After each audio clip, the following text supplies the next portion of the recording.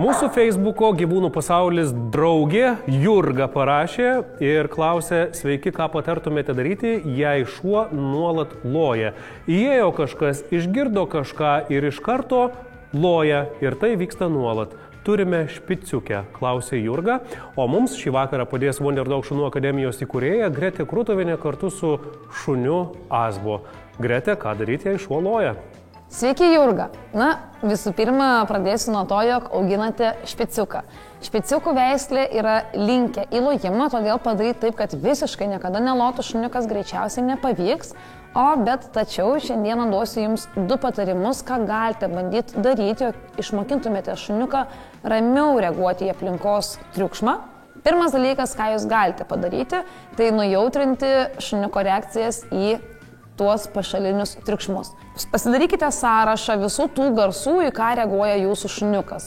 Galbūt durų skambutis, galbūt beldesys į duris, galbūt šnekėjimas kaimynų už durų.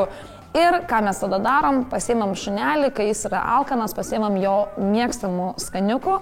Ir kai tik išgirsta šunelis tą garsą, mes iškart jam pasiūlėme skaniuką. Ir kitą kartą, kai šuo išgirsta durų beldesį arba skambutį, jisai tikisi ko teisingai skaniuko.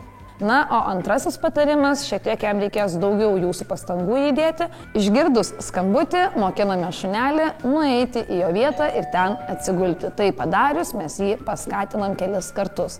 Ir taip kartojame labai daug kartų, kol galiausiai pamatysite, jog šuo išgirdęs skambutį, net jau be jokios komandos pats pradeda eiti į vietą ir tenais atsigulti. Tai sėkmės su praktika, tikiuosi, jog vertingi buvo patarimai. Sėkmės, iki! Tai trumpai tariant, susiekite tą garsą, kuris erzina jūsų šunelį su gera emocija, su skanuku.